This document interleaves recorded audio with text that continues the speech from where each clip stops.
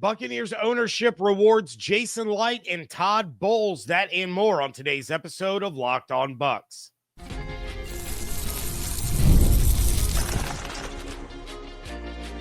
You are Locked On Buccaneers, your daily Tampa Bay Buccaneers podcast.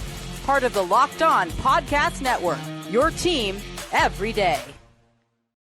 What's up, and welcome into this episode of Locked On Bucs, your daily podcast covering the Tampa Bay Buccaneers, part of the Locked On Podcast Network, your team every day. I want to thank you for making Locked On Bucs your first listen review every day. Don't forget you can subscribe or follow for free on YouTube or wherever you get your podcasts. And of course, you can follow along on Twitter. I am James Yarcho at JYarcho_Bucs, credential member of the media covering the Tampa Bay Buccaneers, here with you at least 3 days a week for the month of June, along with the everydayers. And for that, I want to share my appreciation for your continued support of the show. One of the ways you could support the show is become a Locked On Bucs insider. You're going to get news, rumors, updates, general thoughts, one-on-one conversations with me via text message. Go to joinsubtext.com/LockedOnBucs or click the link in the show notes to become an insider today. More about Emeka Egbuka, as well as whether or not the Bucs did a little double jinx of themselves. That's coming up in a little bit, but I had to pivot away from what I was originally going to talk about on this show. I'll be talking about that tomorrow. But I'm starting this one off with the big news of the day, and that is both Jason Licht and Todd Bowles get multi-year extensions on Thursday, showing the organization's faith and trust that they have in those two guys. Now, Jason Licht is entering his 12th season as the general manager, while Todd Bowles has been the coach for the last 3 years and was entering the final year of his contract. Say what you will about Todd, but all this guy has done is win 3 straight division titles while navigating the transition to the post-Brady era. And his tenure started off late with the unexpected announcement of Bruce stepping down long after all the coaching vacancies had already been filled. And if I remember correctly, we were getting ready to start the combine, or the combine had just ended.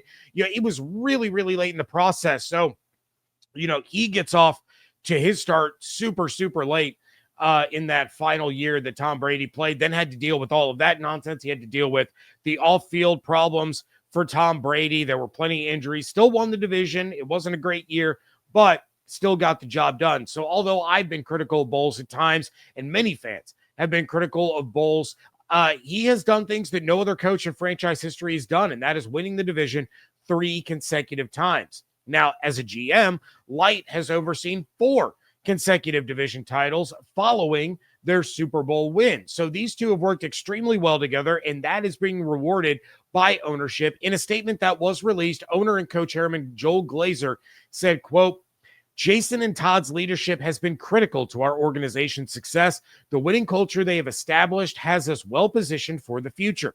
The continuity and stability they provide will play a large role in our ability to compete for additional championships." End quote. Remember that word continuity. I'm going to bring it up about 67 more times here in the next couple of minutes. But for his part, Jason Licht said, quote, "I am very grateful to the Glazer family for the trust and belief they have shown in what we are doing here. I am also very excited to continue working alongside Todd well into the future as we continue our mission of finding and developing talented players and chasing additional championships for our fans." End quote. Finally, Todd Bowles said, quote, "I'm excited to continue working with Jason for years to come as we build on the success we've enjoyed and keep reaching for even bigger and better goals.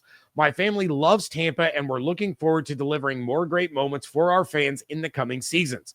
I also appreciate the confidence that the Glazer family has shown in my abilities to lead this football team.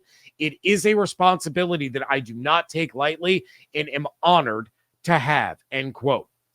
Since joining the Bucs in 2019, Todd Bowles' defenses have been among the best in the NFL, starting with the rush defense, which has a league-leading 93.8 yards allowed per game, a league-leading 4 yards per carry allowed, and the most fumble recoveries with 68. They're also top 5 in sacks with 281 and red zone efficiency at 53.8%. And I saw a list the other day putting Bowles in a tier of coaches that were quote unquote on the hot seat. And I can tell you that talk ends right now. When this news broke, I texted the insiders and I said, Jason Licht, Todd Bowles, they're getting multi-year extensions. we can put the hot seat talk to bed when it comes to Todd Bowles, because he's not on the hot seat this year at all. Barring some absolutely insane, like fall on your face failures without any injuries that would explain why the team falls on their face, Bowles isn't going anywhere. It would literally take a failure of epic proportions, the likes of which we have never seen, in order for him to lose his job after this extension. And I don't see that happening. I've said for weeks, maybe months, that this team is among the best in the NFC, that it can compete with any team in the NFL. They should be viewed through the same lens as teams like the Lions, the Eagles, the Bills, the Ravens, the Chiefs. There isn't a team in this league that the Bucs cannot go toe-to-toe with, and the big reason for that is continuity. That means continuity along the roster, continuity in the front office, continuity among the coaching staff. Yes, they keep losing their offensive coordinators, and that's because Todd has done such an incredible job of choosing ones that are good. He keeps getting it right. So other teams keep taking them away to be head coaches, and that absolutely stinks for the Bucs, but it's another feather in the cap of the job that Todd Bowles is doing. As for Jason Licht, I've had Licht's back the entire time I've hosted this show. David and I used to get emails and voicemails way back when, all the time, about people who wanted to fire Jason Licht. And we always talked about how good of a job he's actually done. It's just that nobody noticed until Tom Brady showed up. And, the whole reason Brady showed up was because it was a win now roster that Jason had built. And he had done it in a way that when Brady said, hey, I need Gronk, I want Leonard Fournette, I want Antonio Brown, Licht was able to make it happen. He said, you know what, Tom? All right, I got you. And he went and he got all of them. He trades for Gronk. He signs Fournette. He signs Antonio Brown. As far as I can tell, or as far as I could gather, Licht is the 7th longest tenured GM in the league. He has more total snaps played and games started by players that he's drafted in the first 5 rounds of the NFL draft than any other GM in the league. The Bucs had 50 different players start a game for them last year. 40 of them were drafted by Jason Licht. His draft class last year tied for the most first-year starters of any class in the NFL last season. His ability to find players that immediately contribute that he takes in those middle rounds is absolutely remarkable. And the same can be said about his ability in undrafted free agency. But take a look at last year. Jalen McMillan, Tyke Smith, Bucky Irving. The year before, it was Yaya Diaby and Servassier Dennis. This year, we have been talking a lot about Jacob Parrish and the expectations for him coming into this season. Greg Allman tweeted that 27 out of the Bucs' 29 draft picks since 2022 are still on the roster, and they have at least one of their picks from every draft dating back to 2017. Levante is the only player on this team that was here before Jason Licht was. This was a great move by ownership, in the same way that it's hard for a player to be out there on an expiring deal. It's the same way for a coach.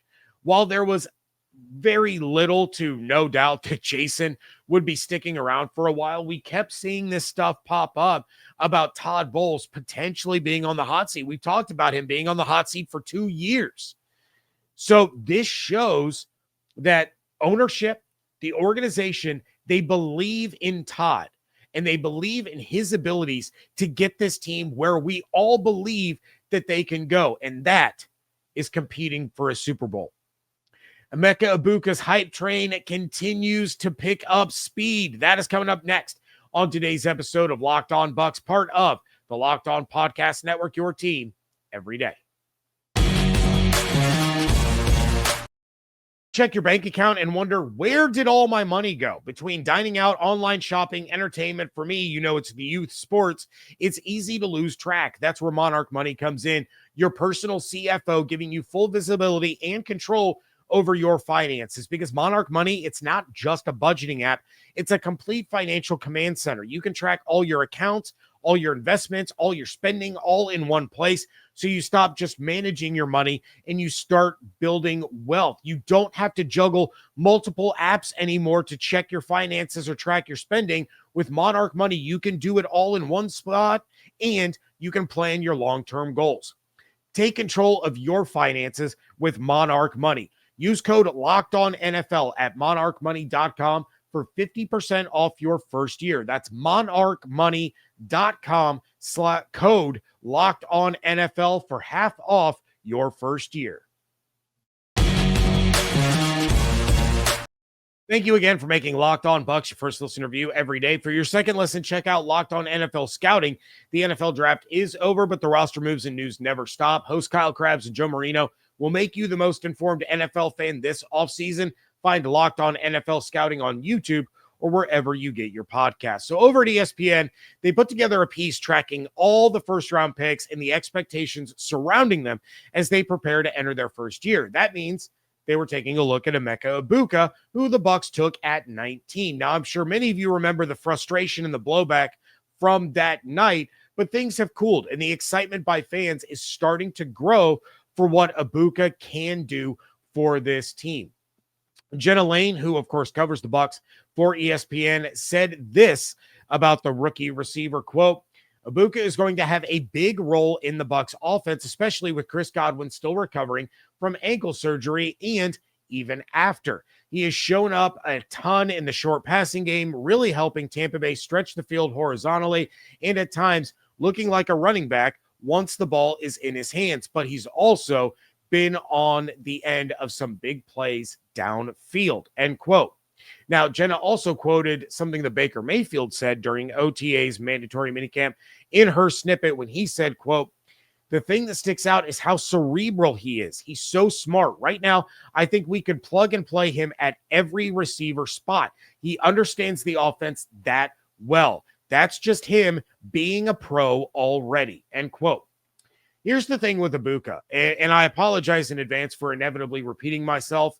Probably the beginning of next week, I was planning on doing my Egbuka film study and dropping that episode at the end of this week. Looks like I'm going to do it at the beginning of next week, but he might be the most complete receiver that the Bucs have ever drafted. Now, before you start throwing things at me and screaming at your radio, I'm talking about as a prospect being drafted. I cannot remember a receiver that was more refined than Egbuka is right now. That doesn't mean that I think he's going to end up being better than Mike Evans, but Evans wasn't as complete of a receiver when Licht took him in 2014. He had all the tools, all the traits, all the upside, but there was still some work to be done. And that's why it was so great that he was taken when he was, so that he could learn from Vincent Jackson, a Pro Bowler, a consummate professional, and Evans could start to refine some of those things that needed work through the mentorship that he had with Vincent Jackson. That paid off, and now Evans is going to be a Hall of Famer.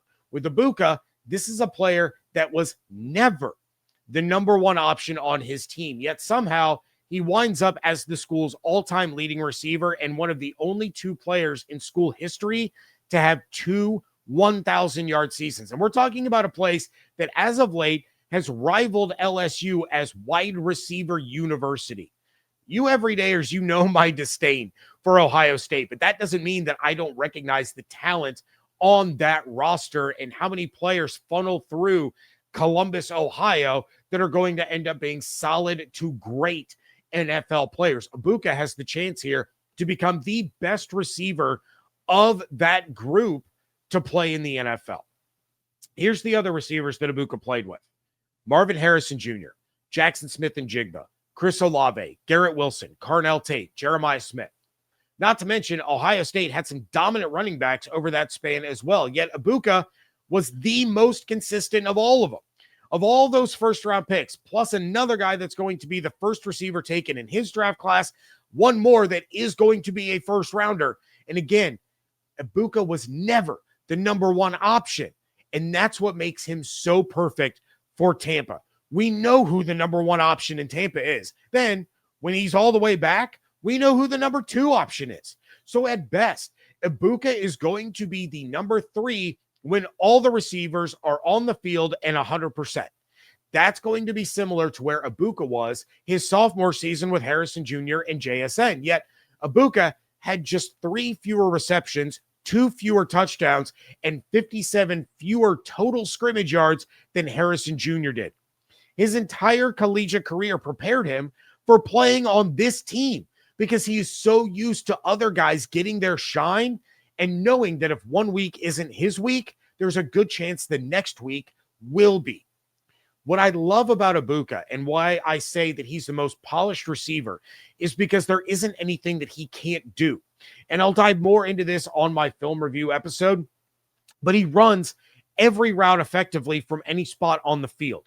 He's reliable. And by that, I mean that his hands are fantastic while his catch radius is really impressive for a rookie receiver.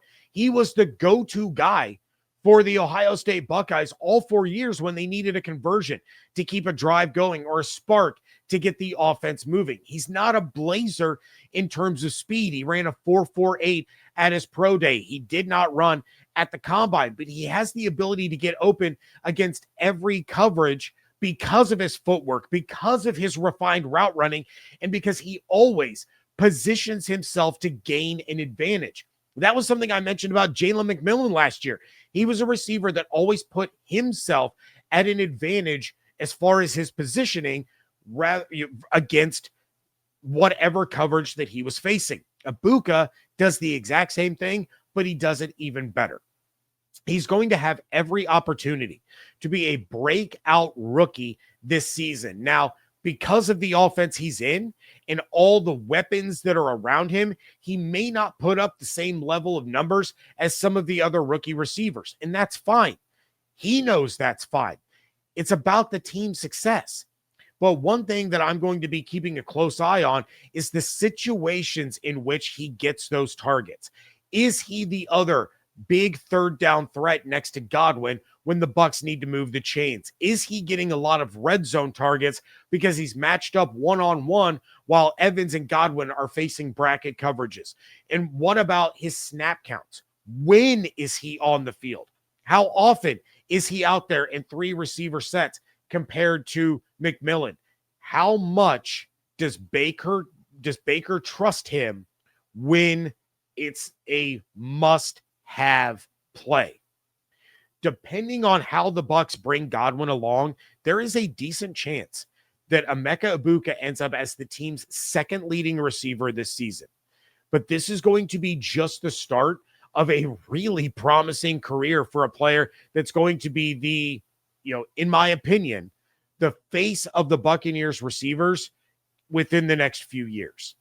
Evans isn't getting any younger. Godwin isn't getting any younger. Egbuka and McMillan are the next big wave, and Egbuka is going to be that dude. Did the Bucs jinx themselves twice? That's next on today's episode of Locked On Bucs. Guys, you've probably heard of Viagra or Cialis. Maybe you've even tried them. But if you're looking for something beyond the usual pill, it's time to meet Rugi Ready. Rugi Ready is a next-gen prescription treatment designed to amplify arousal in the brain and boost blood flow. Unlike the usual pills, they can take hours. Rugi's 3-in-1 formula dissolves under your tongue and kicks in fast. On average, about 15 minutes. Effects can last up to 36 hours, so you can stay confident and in control when the moment is right. If traditional options haven't worked, Rugi might be the answer. Over 150,000 men have already made the switch. Head to Rugiet.com/LockedOnNFL and use code LockedOnNFL to get 15% off today. That's RUGIET.com/LockedOnNFL. Use promo code LockedOnNFL for 15% off. Individual results may vary with prescription treatment. Compounded drugs are permitted to be prescribed under federal law, but are not FDA approved and do not undergo FDA safety, effectiveness, or manufacturing review. Please visit the Rugi website for full safety information. Wrapping things up here on today's episode of Locked On Bucs, and the Buccaneers announced all of their themes for the 2025 season. And they have decided that on December 11th, on Thursday Night Football against the Atlanta Falcons, they are breaking out the Creamsicles. That's slightly concerning for a couple of reasons. First and foremost, the Bucs haven't won a regular season primetime game since the departure of Tom Brady. One would hope that they break that trend earlier in the season against, I don't know, say the Texans in week 2. But there's a chance that entering that game, they will still be looking for that first regular season primetime win. The second is that they haven't won a Creamsicle game since Josh Freeman was the quarterback. Now they went for a long stretch without wearing the Creamsicles, but it's still been a very long time since they got a win on Throwback Day. Then last year, you wear the Creamsicles against the Falcons and you lose. So there are a lot of things going against the Bucs to make a decision to wear them in this particular situation. And I know most fans get hyped up and excited about those jerseys. There are some that are very vocal about hating them, and that's fine. My DMs, my messages are constantly getting filled with, how much people hate these jerseys. But by and large, most of the fan base loves it.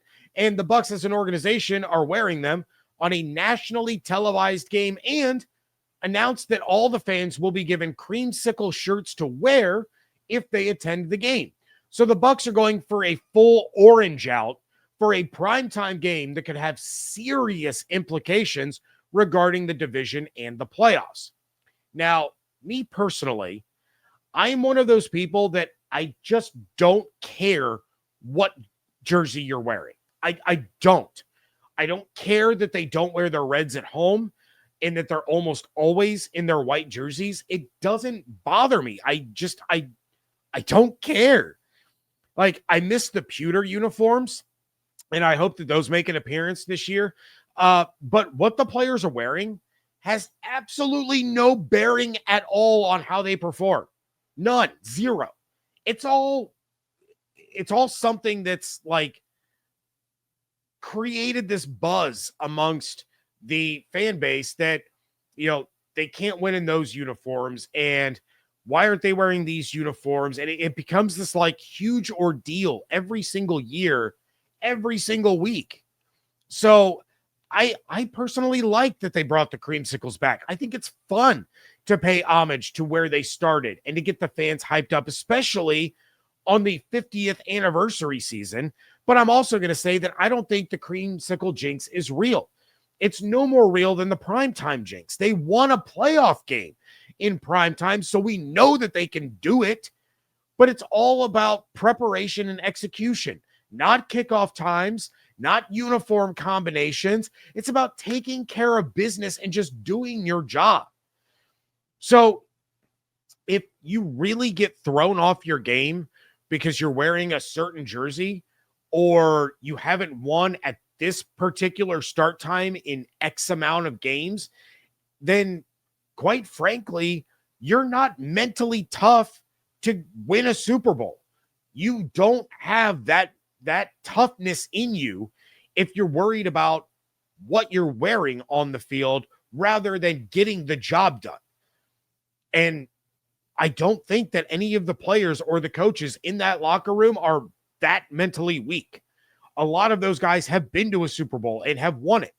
So I just don't think that that's the case. I think it's something that has kind of taken a life of its own on, because it gives people on social media something to talk about. And we all know that people on social media love to complain about things that are just beyond irrelevant. And jersey combinations are one of them. Why does it matter if they wear their white jerseys at home? Like, why? Who cares? Let them wear their whites at home. Let them wear their reds at home when it's prime time. Like, that Florida heat is real. We all remember Donovan McNabb puking his guts out on the sideline because he was so overheated in a game when he threw 2 pick sixes to Rondé Barber. Like, we all remember that, right? Wasn't there another quarterback just like 2 years ago or 3 years ago? It might have been Jalen Hurts was puking on the field because they were so overheated. So stop whining about them not wearing their reds at home. Like, who cares? They went on an entire Super Bowl run wearing their white jerseys. Like, those should have special meaning to you as well. So when they announce this, I think it's going to be a lot of fun, honestly, for a national audience to get to see how the stadium is decked out for that throwback game. I think it's going to be fun that the crew on Amazon is a little bit more laid back and a little bit more fun than some of the other pre-game crews, and they're going to lean really hard into this theme, and they're going to have fun with it. Fitzmagic, is going to lean into this one. I'm sure we're going to get stories from Al Michaels about the old Bucs that he experienced, but I don't think that it's going to have any bearing on how the Bucs play that night. Wearing their orange creamsicle jerseys in prime time against a division opponent is not going to determine the outcome of the game. What's going to determine the outcome of the game is the 11 guys on offense and the 11 guys on defense. Go out there and do your job. Slap Michael Penix around like he owes you money. Run the ball down their throats. Go 4 wide. Go 5 wide with all these weapons that you have, and just pick the mismatch. Throw it to Egbuka because he's one-on-one with a linebacker across the middle. Throw it deep to McMillan. Heck, go 5 wide and then hand it off to Bucky and let him run through all that space. Like, that's what's going to determine the game, is Hassan Reddick blowing Michael Penix up in the backfield. Is Zion McCullum or Benjamin Morrison or Jamel Dean or whoever it is shutting down Drake London? Is Kyle Pitts a factor, or is Antoine the one that's removing him from the equation? Could be Tyke Smith. They could say, you know what, in this game, Tyke, you are on Kyle Pitts. Let Antoine roam around and do what Antoine does. You're a corner playing safety, or you're a safety that's played corner that's now playing safety, however you want to phrase it, but you have to lock down Kyle Pitts. You're quicker, you're faster. We need Levante to do other things. We need Servassier to do anything. He's your assignment. Lock him down. Is Vita and Levante and Cansey blowing up Bijan Robinson? That's what's going to decide this game. Not Bucko Bruce and the creamsicle jerseys and the 70s theme around the stadium. So, I think it's fun. I think it's exciting. I don't think the Bucs actually double jinxed themselves, but I know people are going to freak out about it. And if you're going to the game, or you're trying to decide a game that you want to go to that one. Be part of the first ever orange out at Ray J. Like, that's going to be so cool to watch on TV. Just creamsicle everywhere. And I know one listener in particular that's going to hate everything about that. He's probably going to just listen to Gene on the radio, because he messages me pretty regularly about how much he hates the creamsicle stuff. But regardless, that's neither here nor there. The players decide the games, not the uniforms. They wear their white at home, fine. They bust out the pewters, awesome. Creamsicle on primetime, let's freaking do it. Heck, let Atlanta wear their throwback helmets too. The red ones with the old school logo, that would be incredible. Let's just all in on this throwback theme for Thursday Night Football. Let's do it. That's going to be it for this episode. Please check out everything going on Twitter at Locked On Bucs, at JYarcho_Bucs. Make sure you're subscribed on YouTube with the notifications turned on, as well as wherever you get your podcast. If you're on TikTok, go ahead and follow us over there at Locked On Bucs. Had a video go up a couple of days ago that got a lot of views, and Bengals and Eagles fans very angry at me in the comment section. Very, very angry at me. So if nothing else, just check out that video and start scrolling through the comments, because they are pretty hilarious. Become a Locked On Bucs insider. Go to joinsubtext.com/LockedOnBucs or click the link in the show notes. If you want to support the show, but you don't want to be an insider, just leave us a 5-star review wherever you get your podcast. It does help other Buccaneers fans find the show. Hope you all have an absolutely outstanding day. Stay safe, stay healthy, fire the cannons. I want to thank you so much for joining me right here on Locked On Bucs, part of the Locked On Podcast Network, your team every day.